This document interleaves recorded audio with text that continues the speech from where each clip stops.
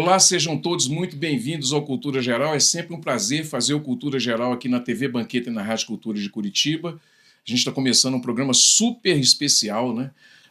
A gente que tem discutido as questões progressistas da sociedade brasileira, né? O ganho social que a gente tem com as políticas de inclusão, com todos esses contextos de desenvolvimento econômico que a gente tem vivido, né? A partir de 2003, quando o presidente Lula toma posse, e o Brasil toma um novo rumo. Obviamente que todos os governos têm lá os seus tropeços, os seus problemas, mas é sem dúvida, ao longo da história, que o governo Lula, o governo da Dilma, que também teve os seus tropeços, mas que teve uma área desenvolvimentista muito grande. E eu sempre falo aqui que ele é comparado aos grandes políticos da história do Brasil, tanto Getúlio Vargas como Juscelino Kubitschek. Então, a gente pensar o Brasil e pensar as políticas públicas voltadas para as pessoas é muito mais importante do que voltada para o orçamento frio e uma gestão de controle massivo de recursos sem investir de fato nas pessoas. E é com muito prazer que eu estou recebendo aqui neste momento a nossa futura senadora, Marília Campos, né, sem querer fazer alusão a nenhum tipo de propaganda, mas pensar também que a gente precisa ter mulheres, né, e pessoas com esse pensamento, um pensamento voltado para o desenvolvimento humano e o desenvolvimento econômico também, não só do nosso Estado, mas numa cadeira, por exemplo, do Senado, né, seria o ideal para todos nós que nós pensemos em todos os desenvolvimentos, tanto humano como também de negócio. Marília, é um prazer te receber, para mim é uma honra, uma satisfação te receber aqui nas telinhas da TV Banqueta, nas redes sociais e também, obviamente, que vai também para Curitiba, que a gente tem uma parceria muito bacana com a Rádio Cultura de Curitiba. É um prazer te receber aqui mais uma vez. Muito obrigada pelo convite, um prazer falar com você, Betão, e também com todos os telespectadores da Banqueta. Bom, lembrando que o programa ele é transmitido tanto aqui na micro-região, Nova Lima, Raposa e acima, e também em Belo Horizonte pelo canal 6 da Claro Net. Marília, conta pra gente um pouquinho do desenvolvimento político que você teve. Por exemplo, Contagem tem uma... Não falo que é uma gratidão, mas tem um carinho muito grande com você, porque você foi prefeita 2 vezes e agora... né, foi reeleita de novo, foi prefeita de novo, né, 3ª vez, foi reeleita, e agora vem com essa disputa, com essa pré-campanha, né, para o Senado. Como é a Marília, mulher, e depois a Marília que assume todas essas posturas políticas no nosso estado de Minas Gerais, essencialmente em Contagem? É uma luta que não tem fim, uma mulher que luta muito, né? Eu já fui bancária durante 18 anos, já fui vereadora, 2 anos, fui deputada estadual, cuidei muito da região metropolitana de Belo Horizonte e fui prefeita eleita 4 mandatos, né? O último, inclusive, a última eleição, eu ganhei a eleição no 1º turno. Então, uma mulher que lutou muito para estar onde eu estou, porque para as mulheres sempre é mais difícil a disputa política ou alçar voos mais altos, né? É muita luta e lutei muito para melhorar a vida da minha cidade. E nesse contexto de prefeitura de Contagem, quais são os projetos que mais te... Obviamente que todos os projetos que foram, que a prefeitura é um grande programa e todos os projetos que foram ali estabelecidos têm lá o seu carinho, tem a sua assinatura, o seu DNA. Mas óbvio que todas as pessoas que estão administrando têm uma vertente. No início, depois você começa a desenvolver, você traz uma outra expertise e quando você volta agora, você já tem uma outra visão. Existiu ali, nesse interstício de tempo, uma Marília mais madura do que aquela que assume a primeira vez a prefeitura de Contagem, ou esse entusiasmo continua o mesmo? Betão, mudei muito, né? Na prefeitura de Contagem, quando eu cheguei, a gente nunca sabe o que a gente vai encontrar. E eu encontrei uma cidade que, embora A cidade de Contagem tem 660 mil habitantes, né? Sempre foi tida como uma cidade rica, a terceira maior arrecadação do estado, mas era uma cidade que tinha uma gestão muito comprometida no seu orçamento, né, nas suas finanças, uma cidade que não tinha crédito. Então, eu tive que dar uma arrumada na gestão da minha cidade. E foi depois que eu consegui arrumar que a gente conseguiu ter credibilidade para poder fazer. Porque para poder fazer, além dos recursos municipais, a gente tem que contar com as parcerias que a gente firma com o governo federal, com o governo do estado, com a iniciativa privada. Então eu diria que essa trajetória, ela me amadureceu muito. Eu aprendi a dialogar. E só é possível dialogar quando a gente escuta a cidade, seja a pessoa que mora, seja a pessoa que trabalha, seja o empresário que é o responsável pela atividade econômica. Eu aprendi a dialogar com todos os segmentos sociais e, portanto, uma capacidade, né, de flexibilizar muito grande. Então, eu diria que o meu amadurecimento ele foi grande porque eu aprendi a dialogar. E aí é que está o detalhe, assim, daquilo que a gente entende como uma habilidade política, né? Essa questão não só de negociar, mas de escutar e de entender, ela passa pela dinâmica da amplitude, assim, da visão mais cosmopolita, pensando também na cidade de Contagem, que é uma cidade quase que cosmopolita também, não só pela diversidade que sempre foi industrial, mas também que você acaba absorvendo outras culturas de outros lugares, que as pessoas que vêm ali estabelecem, né? E é limítrofe com Betim também, então é quase que conurbado, e Belo Horizonte vai emendando, né? Essa situação toda te trouxe também essa habilidade de negociação, né? De entendimento com o setor público e privado, fazendo essa mediação. Sim. E entendendo também o processo de gestão, que eu sei que o VT não é fácil, né? Que é um governo que você encara dentro da máquina pública e um governo dentro do partido também, que são várias ideias dentro do mesmo partido. Então, essa habilidade de negociação e essa habilidade também de entender qual é o momento e o start do município foi muito importante. Você aprendeu muito com isso? Sim, olha, Contagem, ela conurba com 5 cidades. É um pouco parecida com Nova Lima, que conurba com Belo Horizonte. Você não sabe qual que é o limite, né? Se é Nova Lima, se é Belo Horizonte. E Contagem tem uma praça que de um lado é Belo Horizonte, do outro lado é Ibirité, do outro lado é Contagem.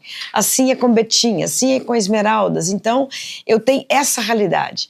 E o que eu tive que fazer? Muitos problemas que a gente tem em Contagem, a gente tinha que dialogar com os outros municípios para resolver o problema de lá e também da minha cidade.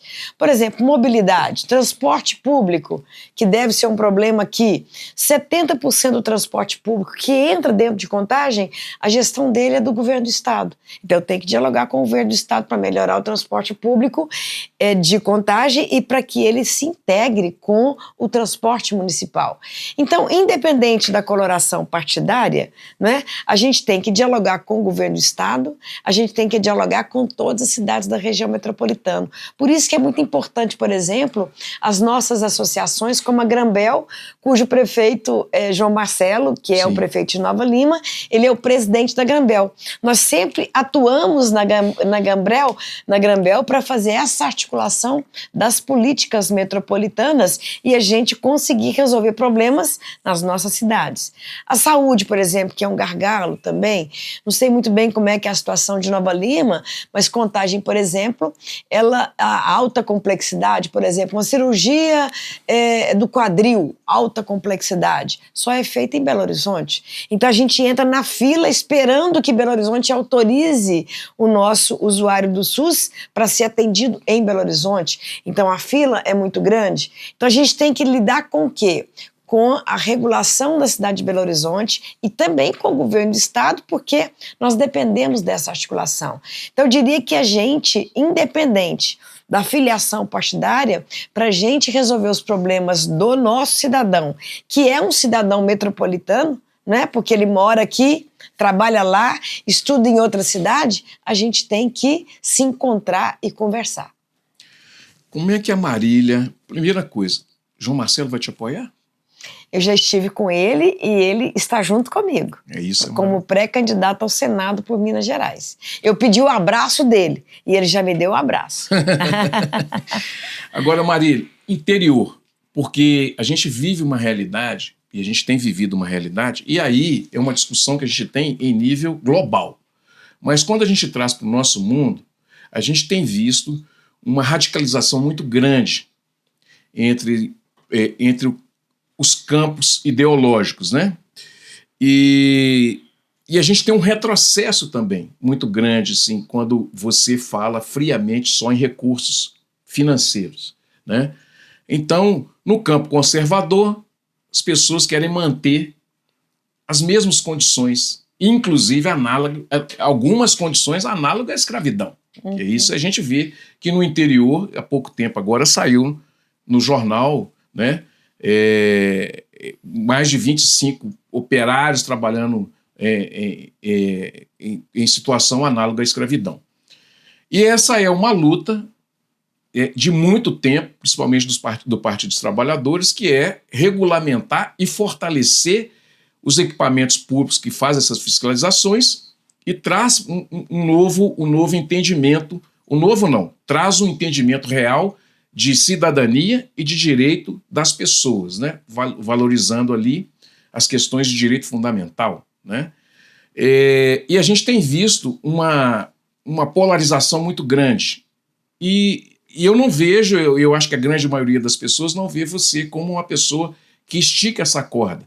Os seus diálogos, eles são sempre bem elaborados e também muito educados, né? Como lidar com todas essas dificuldades que a gente está vivendo neste momento em que, no interior do Brasil, principalmente onde há políticas parecidas com as coronelistas, né?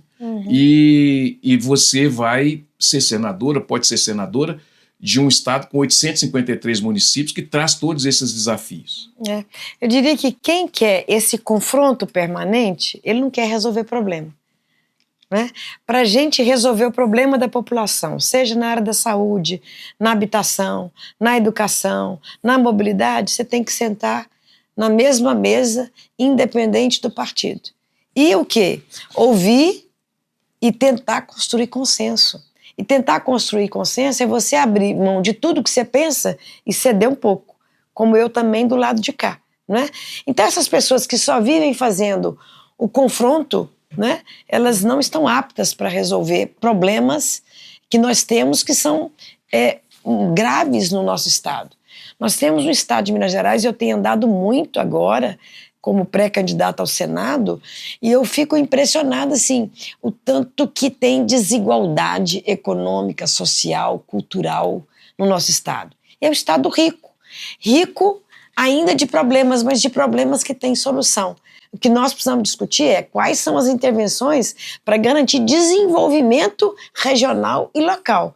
Então eu tenho que sentar com o prefeito da cidade, independente do partido político, e sentar, olha, vamos discutir qual que é o projeto para fazer o desenvolvimento chegar aqui? É uma estrada? É um equipamento na área de educação, um Instituto Federal? É uma universidade? O que a gente pode fazer para garantir desenvolvimento? Agora, para isso, essa polarização que existe, ela não ajuda a resolver problema. Então eu particularmente não sou a pessoa que aposto nesse confronto permanente. Eu sou a pessoa que tem convicções, que tem posições políticas, mas elas não me atrapalham, não impedem que eu realize e celebre diálogos e consensos. Quando a plataforma que você traz, para além do diálogo, também traz a mobilidade urbana. Sim. Na região metropolitana. Na região metropolitana, se você pensar... Gente, esses dias eu vim em Nova Lima, eu gastei 2 horas para chegar em Contagem. É um negócio, assim, impressionante, né? E se a gente não resolver o problema do sistema viário, fica muito difícil diversificar a economia aqui. Hoje eu tenho certeza que o prefeito Marcelo trabalha, João Marcelo trabalha, é para que mais empresas como a da insulina veio para cá, né, venham para cá. Né? Então, para que o município, quando esgotar totalmente a mineração, tenha outras atividades econômicas que garantam, né, emprego e garantam arrecadação para a prefeitura. Mas com essa dificuldade de acesso que tem a Nova Lima, é muito difícil uma empresa vir para cá, porque como é que o produto chega aqui? Como é que o produto dela escoa? Então, aqui esse é um problema, que é essa integração com a capital. Mas numa cidade do interior, que eu estou indo muito, estrada de terra, não é? Muito ruim, ou estradas que tenham uma pavimentação asfáltica completamente comprometida. Então, como é que o desenvolvimento chega lá? Então, enquanto que a mobilidade aqui é a integração com a capital, esse é um grande problema, no interior é estrada, é rodovia. Né? Você pensa a 381, que agora está sendo duplicada pelo presidente Lula, graças a Deus. Não é? Eu tive no Vale do Aço, eles me falaram, olha, aqui se não diversificar a mobilidade, e agora tem investimento no aeroporto, tem a duplicação da 381, que é a rodovia que mais mata no nosso país, agora ela vai ser a rodovia da vida, graças ao que o presidente Lula está fazendo, que é o investimento na duplicação. Então, para a gente fortalecer o desenvolvimento no Vale do Aço, retomar aquele desenvolvimento, precisa resolver o problema da 381. E assim são as outras rodovias que estão em péssimo estado no nosso estado, né, em Minas Gerais. E temos que resolver ferrovia também. Nós temos 853 municípios, uma economia que é mineração, que é grão e não tem sistema ferroviário. A grande maioria das estações viraram museu. Nós temos que retomar as ferrovias do nosso país, e em nome do quê? Do desenvolvimento e também para que essas ferrovias transportem passageiros. Eu sou de uma época que a gente andava de trem. Eu também. Você também, Rodrigo? Pois é. Nós tínhamos aqui, parece que até a década de 90, Tatico está aqui no fundo, depois nós tínhamos um trem suburbano. Pois é, ele passava em Contagem. Passava em Contagem, ele fazia esse ciclo, né? Os trilhos estão lá. Uhum. Nós temos trilhos em 22 cidades da região metropolitana. Você pensa? Olha o tanto de carro que a gente tiraria, né, da Avenida Amazonas, dessas vias que daqui vão para Belo Horizonte, se a gente tivesse trem, se a gente tivesse VLT no espaço de domínio do trem. Por que a gente não coloca? Porque não existe vontade política. E para ter vontade política, precisa colocar orçamento. O Rio de Janeiro tem todos os modais. Tem VLT, tem trem, tem metrô, tem ônibus. E aqui, em Minas, tem o quê? Tem um metrô que tem 2 estações fora de Belo Horizonte, que é em Contagem. Aliás, 2, porque ampliou uma agora. Né? Nós queremos mais uma estação ampliada. Mas certamente a solução para a região metropolitana de Belo Horizonte é a volta do trem, é o VLT, é a gente combinar essas modalidades com o sistema de ônibus. Aí sim nós vamos ter um trânsito mais tranquilo. Então, hoje nós temos que investir em mobilidade, sim, que não é só construção de vias, porque vias é o seguinte, quanto mais vias você constrói, mais carro tem. Então, além das vias, nós temos que investir no transporte público. O transporte público é trem, metrô, VLT e o ônibus. O VLT seria uma solução viável, por exemplo, na Amazonas? Um exemplo, estou dando um exemplo. Sim. Né? Amazonas ali, né? Tranquilamente, vai no Rio de Janeiro. O VLT ocupa um espaço mínimo, poderia ser o canteiro central da Avenida Amazonas. Ele não ocupa muito espaço. Geralmente ele vem até junto com a calçada, no Rio é assim. Né? Você vai em outros países, também é assim. A gente que não está acostumado até assusta, só que tem um trilho e passa um VLT. Né? No meio de um canteiro central, é questão de fazer planejamento urbano e querer resolver o problema. A gente está vivendo um momento diferente nessa retomada que a gente está tendo de respeito às instituições, de respeito à política. A gente está retomando isso, né? Perceptível, apesar de alguns entreveros, mas a gente está retomando isso, eu sinto isso. Esses diálogos, por exemplo, essa interlocução com o governo federal é muito importante. A Marília está preparada para esse campo?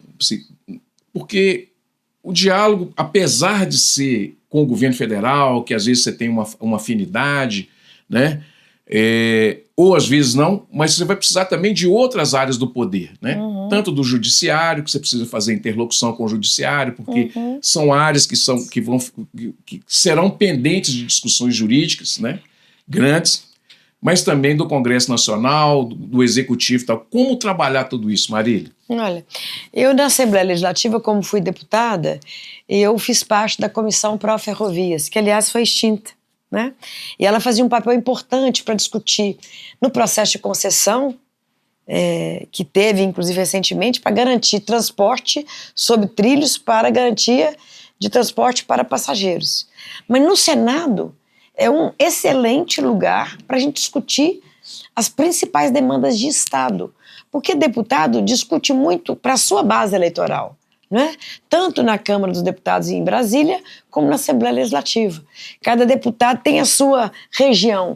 No Senado, não. São 3 senadores que vão representar o Estado. E eu, particularmente, quero representar o quê? Os municípios. É com essa bagagem de prefeita ou de ex-prefeita que eu vou ser uma municipalista, eu quero ser uma municipalista no Senado Federal, para discutir problemas como esse, da mobilidade. Lembrando que cada região tem a sua particularidade. Uma coisa é a cidade pequena, outra coisa é a cidade média, outra coisa é a cidade grande.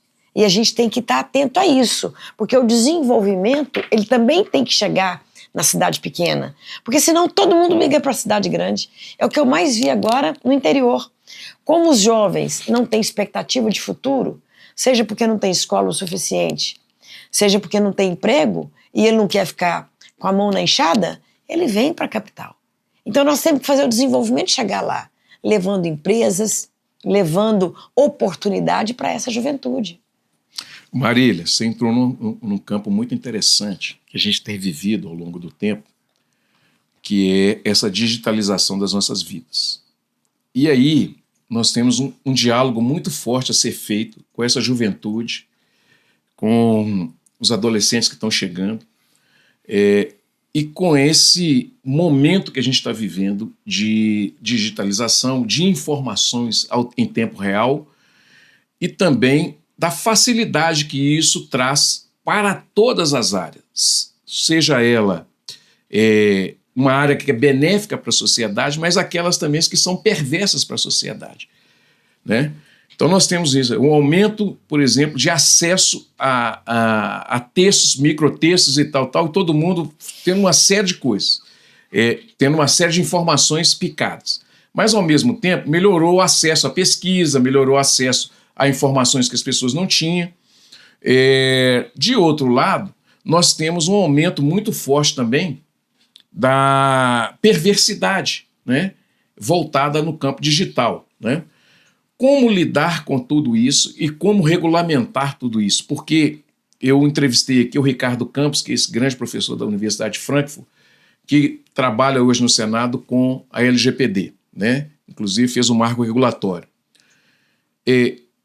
Pensar isso é muito importante para todos nós. E eu sei que tem uma parte da sociedade que tem muita dificuldade de discutir isso por falta de domínio dessas tecnologias ou de entender o controle de subjetividade dessas tecnologias. Como trabalhar isso e como falar a língua dessas pessoas para que elas entendam também que isso faz parte também do complexo da dignidade humana, tanto das pessoas quanto das vidas que estão ali em volta, né? Como é que a gente pensa isso e como é que a gente estabelece esse diálogo com essa juventude, com essa parte da sociedade que hoje ela é mais digitalizada e a informação é um bombardeio o tempo todo e os algoritmos o tempo todo pressionando essas ideias? Eu acho que é pior, né? Além dessa informação que é importante, né, sem dúvida nenhuma, você tem hoje um estilo de vida onde as pessoas estão trocando as relações sociais, elas estão sendo substituídas pelas relações virtuais, né? E eu diria que isso, além de alienar, adoece, né? Então, hoje, nós temos um nível de adoecimento de criança, de jovem, em função da utilização da tecnologia muito grande. Porque ela pode ser até muito bem informada, mas ela não está amadurecida emocionalmente para ter aquele tipo de informação. Hoje você vê o que é uma babá. Às vezes é o telefone que a mãe entrega, ou o pai entrega, ou a babá entrega, para a criança ficar quieta e tá lá. E ela já sabe manusear, às vezes até melhor do que a mãe e o pai, né? Desde criancinha. Então tem que ser colocado o limite. Nós temos que fazer um alerta, discutir a regulamentação. A família é um lugar importante onde a gente educa e deseduca também. E nas escolas nós não podemos trocar o livro pelo computador. O computador tem que ser um aliado no processo de aprendizado e não um substituto. Então, eu acho que a gente tem que, inclusive vários países, né, estão redefinindo essa relação de projeto pedagógico. E eu, em Contagem, quando a gente tirou o celular das escolas, né, porque o aluno ficava o tempo todo com o celular, e a gente através de um decreto, regulamentou que o celular não poderia estar, né, sendo utilizado dentro da escola, foi um alívio, porque ele tirava a atenção dos alunos, né? Ele prejudicava a compreensão e o foco no aprendizado dentro da escola. Então, eu diria que a gente tem que regulamentar e a gente tem que ter um papel nas famílias e dentro das escolas, um papel de reeducação, porque hoje ele está alienante e adoecedor. Bom, gente, deixa eu fazer o intervalo, fazer o primeiro intervalo aqui na TV Banquete, na Rádio Cultura de Curitiba. A gente está conversando com a pré-candidata ao Senado, Marília Campos. Um minutinho só, nós estaremos de volta aqui na TV Banquete, na Rádio Cultura de Curitiba. Não saia daí.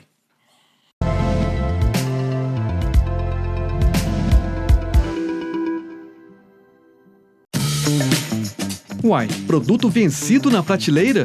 Esta é uma infração prevista no Código de Defesa do Consumidor. Se comprar produto vencido, você tem direito à troca ou reembolso. E o item deve ser retirado imediatamente do local de venda. Vender produto vencido é uma prática abusiva. Para denúncia, ligue 127 e faça valer o seu direito. Ministério Público de Minas Gerais. Em todo lugar, ao seu lado. Você sabia que nem todo conflito precisa ir à justiça? Muitas vezes basta uma boa mediação. Nas relações de consumo, o PROCON te ajuda nessa conversa com a empresa. O PROCON promove conciliações entre consumidor e fornecedor, buscando acordos rápidos e equilibrados. Essa conciliação pode ser feita por telefone, e-mail ou em audiência. Em todos os casos, o consumidor apresenta seu problema e o fornecedor é ouvido. O objetivo é resolver e não punir. PROCON é diálogo e diálogo resolve. PROCON, seu aliado sempre.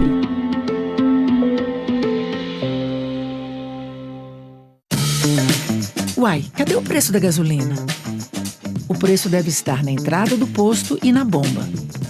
O Código de Defesa do Consumidor prevê o direito à informação sobre preços de produtos e serviços. Não mostrar o preço é uma prática abusiva. Para a denúncia, ligue 127 e faça valer o seu direito. Ministério Público de Minas Gerais. Em todo lugar, ao seu lado.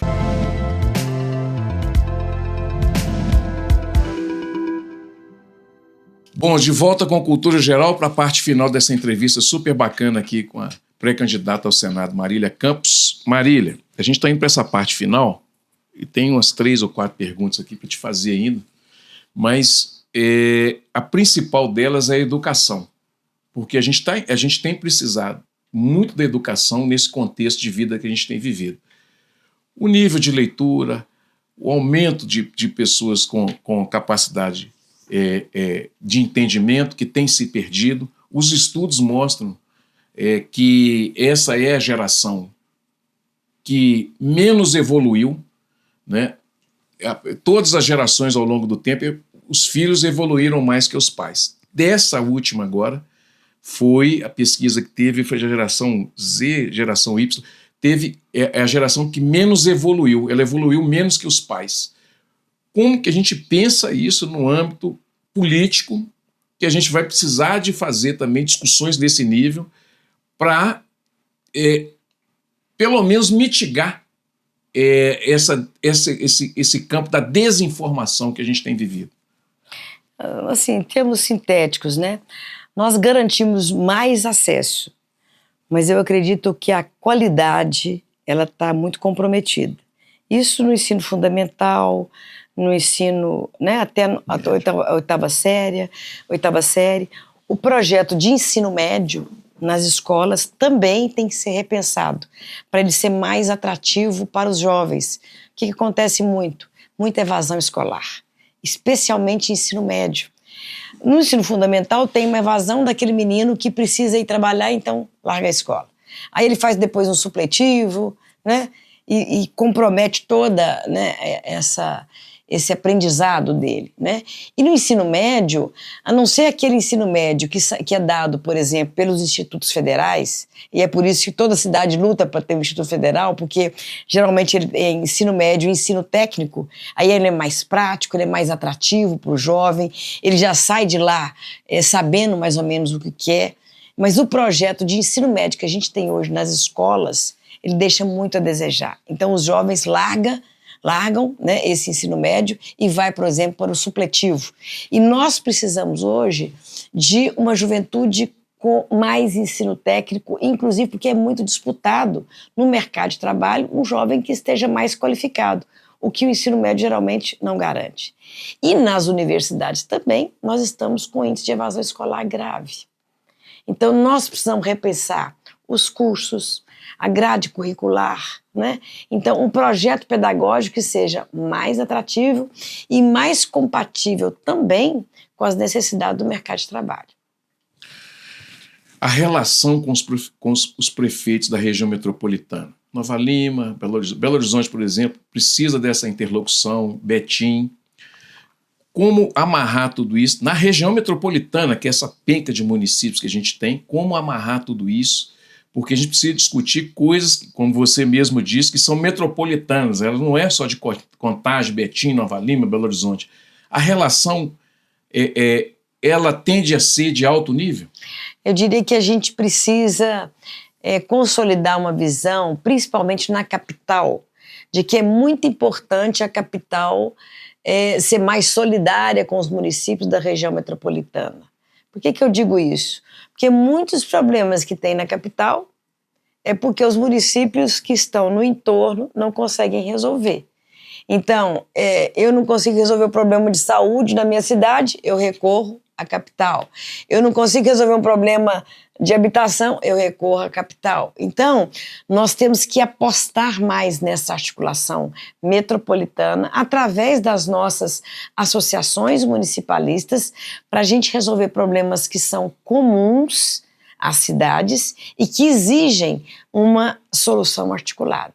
Mobilidade, população em situação de rua, né? Cresceu demais. Que cresceu, por exemplo, Belo Horizonte são 16 mil, Contagem são mais de 1.300 moradores de rua. E é uma população que migra de uma cidade para outra. Que tal criar um consórcio, né, entre as cidades para resolver o problema da situação da população em situação de rua? Então, porque não tem uma solução, olha, Belo Horizonte vai resolver o problema, o meu pessoal vai vir para cá, né? Ou então, se resolve o problema aqui, migra para lá. Então, nós temos que ter uma solução mais articulada. E as regionais, as regiões, Uberlândia, que é uma grande cidade. Só antes, por exemplo, Lagoa da Pampulha, né? Que anos e anos investiram na limpeza, gastou dinheiro à toa. Você sabe onde que está a solução? Está em Contagem. Porque os córregos, 70% da lagoa ela está em Contagem. 60% da lagoa da bacia está em Contagem. E grande parte da poluição que vai para a Lagoa da Pampulha vem dos córregos de Contagem. E o que tem nos córregos? Esgoto. Então, se não houver um investimento por parte da Copasa no saneamento dos meus córregos, não tem sucesso nenhum o processo de limpeza da Lagoa da Pampulha. Felizmente, foi feita uma articulação no Tribunal de Contas, onde participa Belo Horizonte, Contagem e também a Copasa, para a gente fazer ação articulada. É isso que tem que fazer. Somente vai limpar a Lagoa da Pampulha e devolver esse cartão postal, né, para o mundo porque ela, né, é um patrimônio, né, da humanidade, nós precisamos ter essa ação articulada. Né? Aí lá em Uberlândia, eu fui lá. Lá é uma cidade polo. Né? E como cidade polo, todas aquelas cidades do entorno migram todos os problemas para a cidade polo. Então nós precisamos levar o desenvolvimento, descentralizar os equipamentos para as cidades, para a gente não agravar os problemas sociais nas cidades polo, na capital, nas cidades da região metropolitana. Uma parceria com o judiciário seria interessante, porque eu tenho visto, por exemplo, o Ministério Público saindo um pouco daquela coisa punitivista e trazendo mais a negociação para a mesa de conversação. E aí, através dele, articular e amarrar não só compensações, né, que a gente precisa ter, mas também de trazer um ente para cá, trazer o outro ali. E talvez essa articulação poderia Ajuda. Não em termos apenas de recurso, mas de pensar que ações articuladas pode inclusive ficar mais barato. Ações articuladas têm mais eficácia. E o Tribunal de Contas do Estado tem tido muito esse papel, né? Como também o Ministério Público, em várias ações que já foram promovidas, tem tido esse papel de chamar os municípios para resolver problemas comuns. Né? Mas nós temos a agência metropolitana, né? No Estado, ela também deveria ter esse papel, de ser a grande articuladora de programas de mobilidade, de programas na área da saúde, de programas de problemas que são comuns às cidades. Esse é o papel da agência metropolitana. A última pergunta agora, que eu deixei para o final, cereja do bolo. Como pensar a dívida de Minas, que hoje está em 200 bilhões aí, mais ou menos, e o Senado vai ter um papel fundamental nisso tudo, porque o Estado ele não consegue ter investimento próprio porque ele não pagou, e aí nós estamos com um problema sério. O Estado é devedor, ponto final. E aí a gente tem esse problema para resolver, porque essa conta já chegou e ela vai piorar. Né? Deixa eu dar uma esclarecida nessa questão da dívida, porque ela foi motivo de muito debate no passado e passou uma informação muito equivocada. Quando o governo do PT, Pimentel era governador, ele entrou com uma ação judicial contra a União para suspender o pagamento das parcelas da dívida. E ele conseguiu essa suspensão em novembro, 2 meses antes dele sair. O Pimentel pagava paulatinamente essa dívida, o que comprometia muito o orçamento do Estado. Tanto é que Pimentel começou a atrasar os repasses constitucionais para os municípios, começou a atrasar o pagamento de 13º, em função de uma dívida que sangrava os cofres de Minas. Ele entrou com essa ação. Então, o governo Zema entra e a principal herança que ele teve para aliviar foi o quê? A moratória judicial. Então, ele parou de pagar. Então, ele fez o quê? Ele acertou a dívida com os municípios e acertou a dívida com os servidores. Mas passou a dever para a União. Então, a dívida no início do governo Zema, que estava de 113 bilhões, passou para 213 bilhões. O que motivou agora, inclusive, o debate que foi coordenado pelo senador Rodrigo Pacheco, que foi o Propag. Ela melhorou a situação? Sim, mas não resolveu. Ela melhorou por quê? Porque diminuiu a taxa de juros, então a dívida não cresce como crescia antes, e ela alongou o pagamento da dívida, mas o valor principal da dívida ele é muito alto, ele inviabiliza o Estado. Então, o meu compromisso é a gente discutir medidas adicionais. Nós, Minas Gerais, tem uma grande contribuição e nós é que temos crédito com a União, porque a Lei Candir que existe, que não cobra impostos dos produtos que são exportados, como minério e grãos, o Estado perde receita e nós deveríamos ter sido compensados por isso, e não fomos. Então nós temos que fazer um encontro de contas com a União para abater o que a gente perde em arrecadação, para abater nesse montante da dívida, porque com essa dívida o Estado não tem um tostão para investir. em estrada, em mobilidade. Então, essa é uma questão central que eu abraço como bandeira para o Senado. Bom, gente, chegamos ao final dessa entrevista, desse bate-papo super, não falo entrevista, um bate-papo super gostoso aqui com a Marília, né? Foi um prazer. Marília, foi uma honra para mim, um prazer te receber aqui nas telinhas da TV Banqueta, pelas redes sociais também, e o pessoal de Curitiba vai ganhar de brinde essa entrevista, né? Muito obrigado pelo carinho, viu? Eu te agradeço e termino dizendo o seguinte: nós precisamos de mais mulheres na política. No Senado Federal, nós somos lá 81 senadores e senadoras. Apenas 15 mulheres. E nós somos 52% da população. Então, essa pauta também em defesa de mais mulheres na política, para que a gente reduza as violências, para que a gente tenha mais políticas públicas que defendam os direitos das mulheres, é também abraçada por mim. Todas as mulheres sentem abraçadas, né, Maria? Sim. Inclusive as mulheres trans, né? Sim. Precisa tanto do nosso Todas. carinho, que tem uma expectativa de vida de 35 anos, né? Então é tudo isso que a gente precisa fazer. Muito obrigada. Gente, chegamos ao final agora de verdade. Um beijo no coração de todos e voltaremos amanhã com Cultura Geral com mais um programa super especial. Um beijo no coração e até amanhã, se Deus quiser.